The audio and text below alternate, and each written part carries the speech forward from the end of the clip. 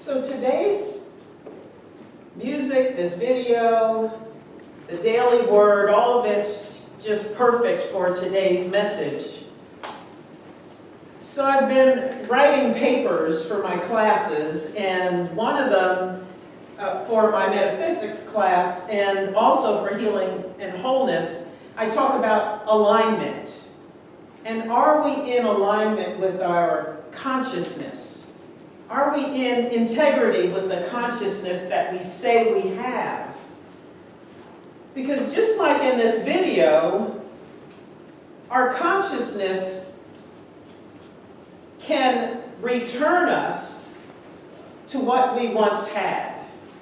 Whether it's vibrant health and we feel as if we've lost that, if it's our finances, if it's restored relationships. So Myrtle Fillmore is one of my favorite people now. And her writings are very, very strong. She's a very, very strong woman, very strong-minded. And she talks a lot about alignment in her writings. So I've been thinking about how does this come about in life? Because consciousness really is just mind, or it's a mental faculty as characterized by your thoughts, feelings, and volition, by the choices you make. So it's easy to walk around and say, I have a consciousness of peace, or love, or abundance. However, if our daily living and the things we say and the things we do are contrary to that, we really don't have that consciousness. I mean, that's who we are at our core. We are goodness and love and life and peace. That's who we are as divine beings, but in expression, we don't always fit the bill. I know I fall short many times. So you can say you have a consciousness of peace, and then when you're driving and somebody cuts you off, you're giving signals out the window. Or yelling something at them. Right? And I catch myself and I take deep breaths now when people cut me off, and I think, I just want us all to be safe. Let's just all be safe. And I've been affirming for decades now that I'm going to live to be over 100, and so that's often what I say. I have plans to live to be over 100. You need to be in alignment with that when you're driving around. Let's all be safe. So really, this being in alignment really is about thoughts, feelings, and the choices we make. Myrtle Fillmore says you can't have one without the other. And last week when we were talking about the word and our words and what we speak into existence, being in alignment goes even further. Because it's more than just the word, it's the feeling attached to the word. So saying that you're peaceful and feeling peace throughout the day are two different things. It's a different level of expression. Feeling love throughout the day is different than saying, I am love. And the question is, are we really? Because now that I'm doing all this studying, I am hyper aware, as I said last week, of my consciousness. And what am I expressing in the world, whether I'm sitting by myself or interacting with other people and affecting other lives. And last week we talked about that there's this philosophy that even when you speak words into a room and you leave it, your words stay in energy. And so it seems a reasonable line of thought that our feelings also stay. And the energy that we are, we leave pieces of it wherever we go. And when we touch other people or interact with other people. So when we're seeking to be in alignment, we often need something to undergird all of that. And for a minute or so, we talked about that as after we got done with meditation this morning. Meditation daily helps me stay in alignment. There's something about it that being in the silence for a period of time in the morning seeps through your bones, your cells, and you just become more of what we were created to be, or you express more, because it's impossible to become more of what you were created to be. You express more of what you were created to be. So we need to find those tools that help us stay in alignment. I've been listening to and watching YouTube videos more about consciousness and energy and quantum physics, and how we affect the world, how we affect our own world. And so, when you choose a particular consciousness, or you want to stay in a particular consciousness and express that, it really is a deliberate, conscious endeavor. And I mentioned last week also, I believe, that Myrtle Fillmore talks about you doing it with intense mind activity. And when you're thinking and going through your day and you're aware of what's happening, that you're aware of how you're showing up. You're aware of how am I expressing my God consciousness. Because it's impossible not to express it, because that's what we are. But whether or not you're expressing it in a way that you want people to receive is different. So everybody's expressing God consciousness. It just might be through a negative way. And that's often hard to grasp. That everybody, no matter what they're doing, is expressing God consciousness. It just might be a twisted version of it, or they may not know what that means. They may not know that they are God consciousness.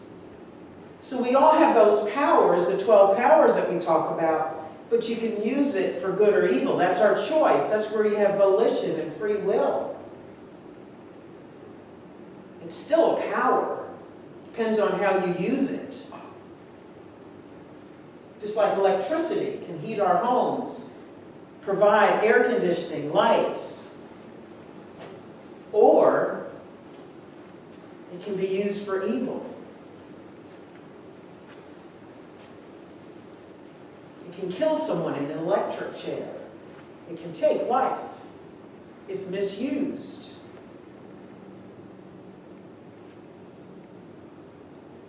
So alignment's important. Being in integrity is important. And again, it's those thoughts, feelings, and the words that we speak. And so we just need to be deliberate, I think, about what consciousness we want to express. Yes, we are it, but what are we going to express? What are we expressing now? And then we get to think about, if I'm expressing it now in a particular way, and I'm learning that, maybe I'm stepping out beyond or into a new expression of it that I never did before. So I may be more loving in this moment now because I've learned how to step out and be more loving, to be more accepting, to be more inclusive. But that means 5 or 10 minutes later, you can love even more deeply. And so our consciousness sometimes, it changes. We're up here sometimes, maybe just after meditation. And then after you go through your day, maybe it dips a little bit or a lot. And then it's time to raise consciousness again. Remember who you are. Remember what you are. and they come into a different expression. And so once you've stretched to one particular level or expansion of your consciousness, it never folds back in and goes back to where you were. But you get to choose where you're going to be on that spectrum.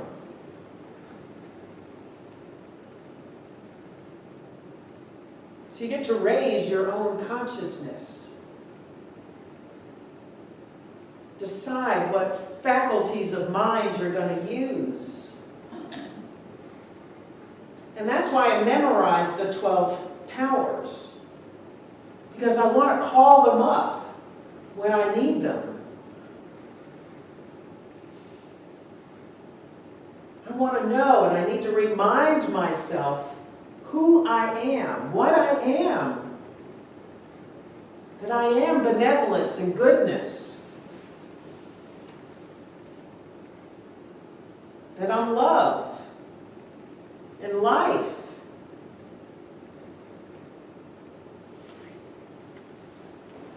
That I'm power. That I'm renunciation. That once I blurt out something I don't want to have written in stone in my life, I get to call it back. And say, erase, erase, abort, abort. Danger, Will Robinson. That I don't want to express that. And then I get to say out loud, I get to say a denial. And say, no, I know that I am more than this. And so, yes, I am love. I'm not judgmental. I choose not to be judgmental. I choose not to be anger. I choose not to nag. I want to speak words of love. I am words of love. I am an expression of love. So consciousness is this mixed bag of things that we get to choose. We have volition, our will. And you can step into it and express it or not. There's free will. Ever present. Yes, there are some times when I chose something that wasn't from my divinity. Because it was easier. Or I thought it would feel better in the moment. Or I thought it was what the other person deserved. Yeah. I'm going to fix them. Right? I don't know that I fixed anybody by spewing hurt or anger. And I certainly did not fix myself by doing that. Because whatever we think we're throwing at someone else is actually hurting ourselves. You know, that's your consciousness in the moment. It's how you're expressing it. And some people will say that's how you show up as God for that person in that moment. Gosh, we use that word Christian so easily. We throw out have a blessed day so easily. I know so many people who will say, oh, I'm blessed and highly favored, and in the next moment, do something that's so not about being blessed and highly favored. Right? But we all do it.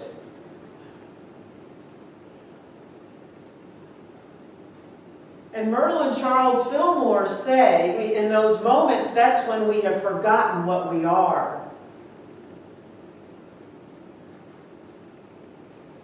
And we're shaping something else in our lives that we really don't want. So sometimes it's a challenge to express the higher consciousness, to be in alignment with your thoughts, your feelings, your choices. And Myrtle Fillmore says it's impossible for us to have a healthy consciousness, a consciousness of health, if we're also not going to do things that will keep us healthy, that really fuel the body. When I was a personal trainer decades ago, I always used to say to my clients, food is fuel. And somehow we've turned it into recreation, fun, friends. Ice cream was my friend for many years.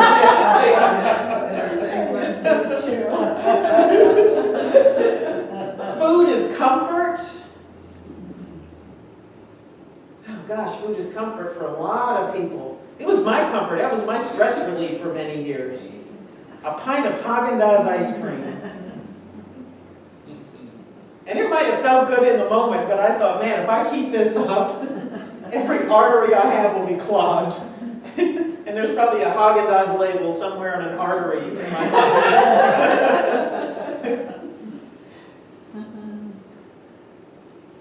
But I was an instructor, and I remember once my first voice coach years ago told me, he said, for a personal trainer, you are sick more than anybody else I know. And I thought, wow. And he was so great at speaking truth to me. Because voice lessons are more than just about singing. It really is about your consciousness and vulnerability and power. And so he was often teaching me more than about notes to sing. It was about how I was showing up. And as my consciousness was raised, my singing voice improved and got stronger and fuller. The voice is the power center. And so after he said that, first of all, when he said it, I was like, ouch. Oh my gosh, did you just say that? But you know what? It's hard to hear those things. So I was exercising and teaching other people about health, but not in alignment with my own health consciousness that I said I had.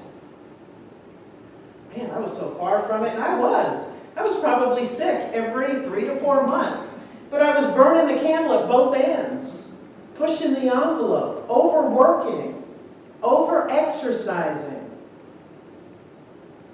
not getting rest and relaxation. So I said I had the consciousness of health, but often lived just the opposite of that.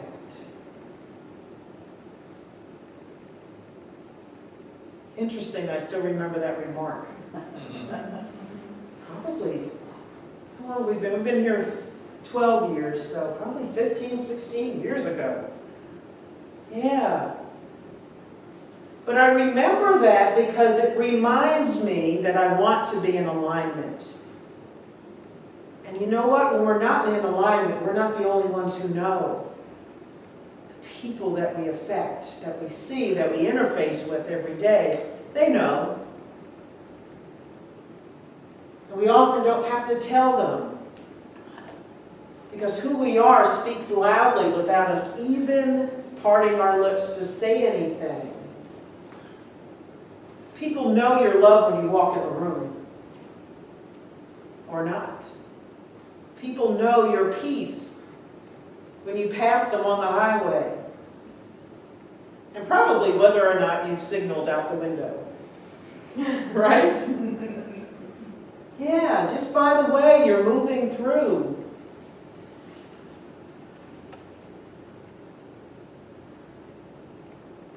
So alignment and integrity with consciousness. So invoke those powers, those 12 powers. Remind yourself what you are. We talk about this a lot. I probably mention it at least every other week. But this is life. It's what we are, and everything extends from that.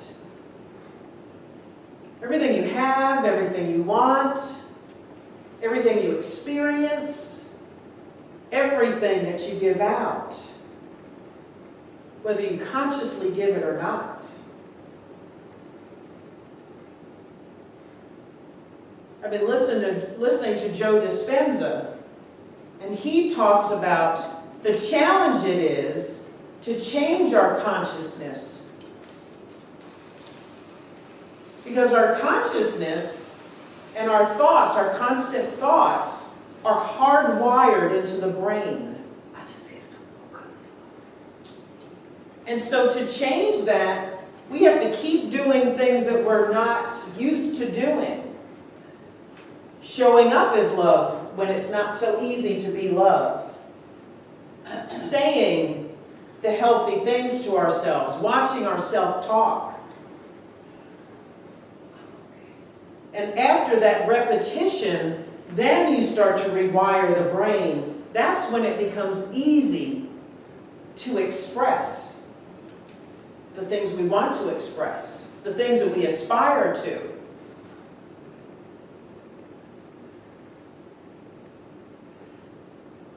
So yes, the brain is affected by what we say and do.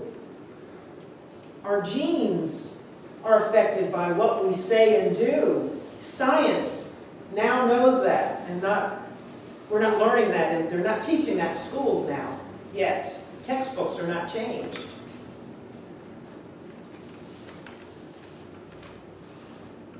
So what we say and do affects our genes, our heredity. You can decide you want your heredity to be different. And heredity in a lot of things, our family habits, our family consciousness, our family of origin consciousness, and whatever it is that we got from the people that we are related to, that we may or may not want to keep. Right?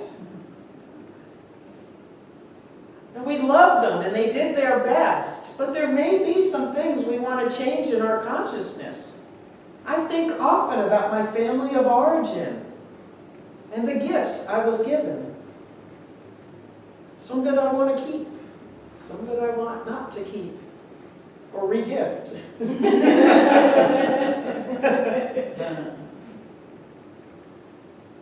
We get to choose. We have will, one of the 12 powers, divine will.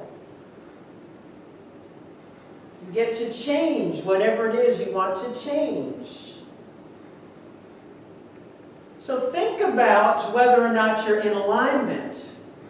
Are you in integrity with what you say you want and what you say you are? And what we're so convinced we express on a daily basis, but may not be. Being aware of the things that trigger us. We can stop being triggered.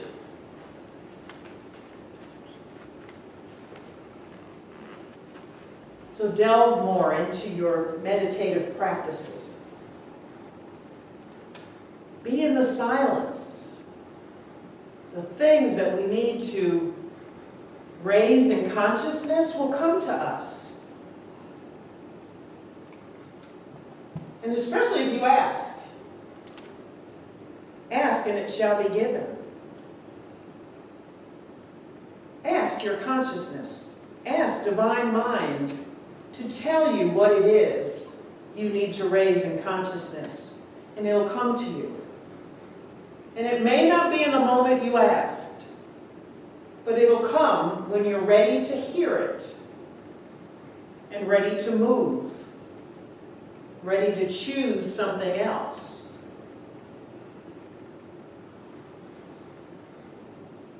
Remember, you are divine.